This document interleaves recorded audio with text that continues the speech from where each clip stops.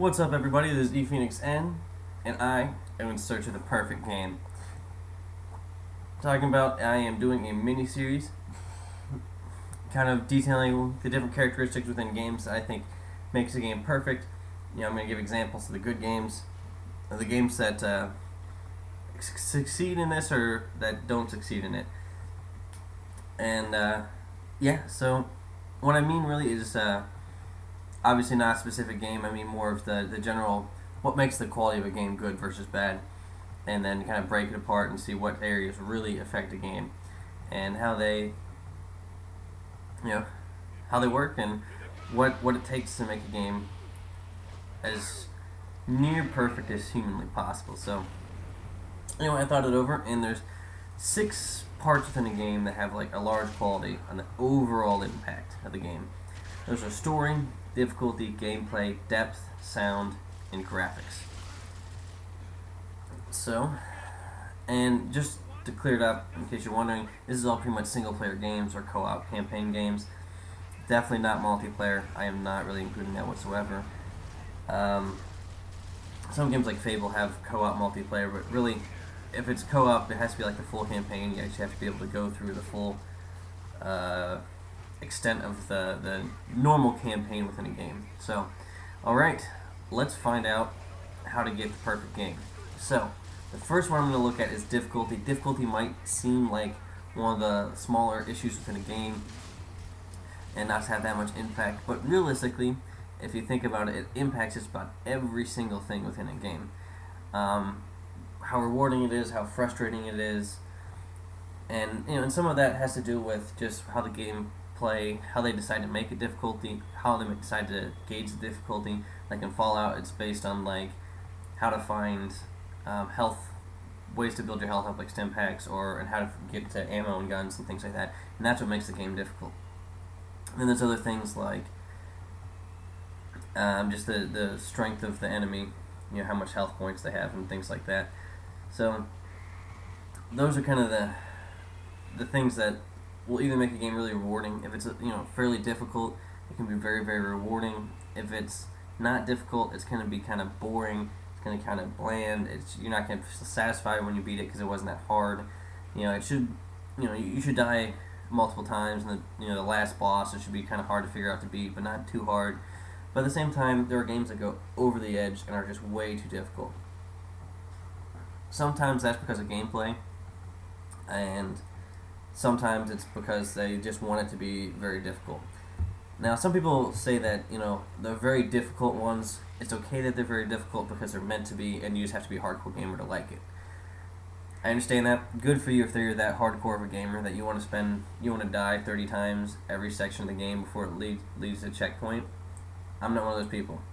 I love my games, and I play a lot of games on the harder difficulties, but at the end of the day, if it only has one difficulty level and it's super hard, then I'm not going to play it because I'm going to get bored, because I'm not going to get continually frustrated and want to throw my controller through the wall or kick my TV or sell the game or something.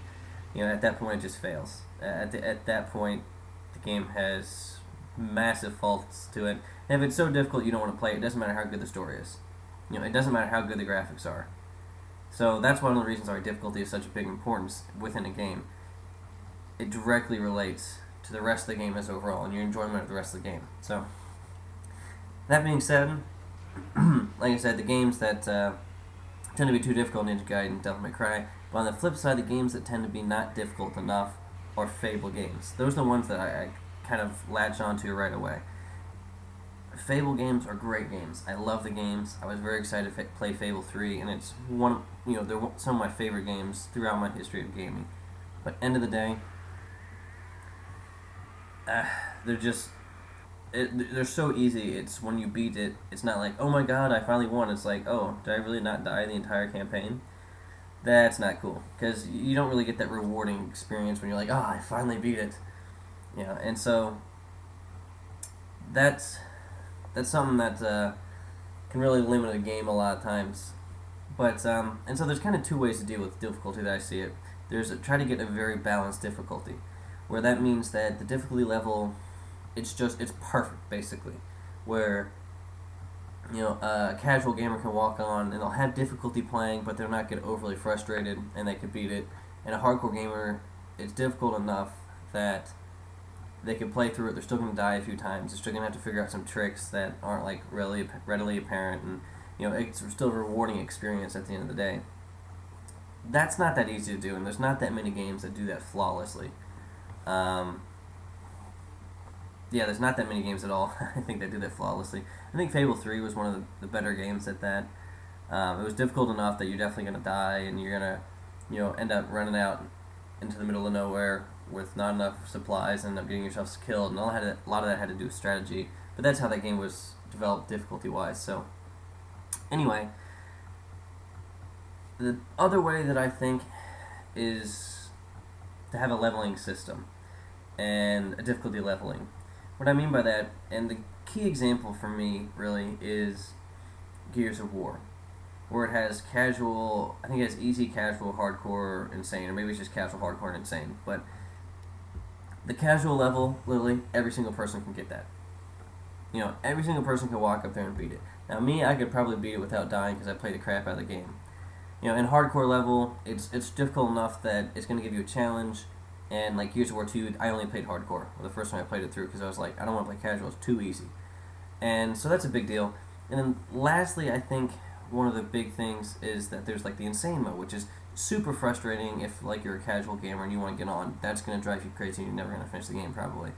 But for someone that's played through it a couple times, it's great because it provides that extra challenge and I still like the game. So those are the the type of difficulty systems I think are the best, where you can fluctuate the game's difficulty based on the gamer's abilities and how much they want to be challenged. Because sometimes I don't want to be challenged that much. I just want to get through the story.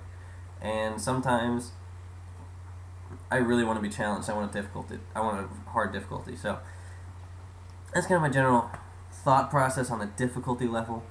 I don't know if you guys agree with me. Let me know.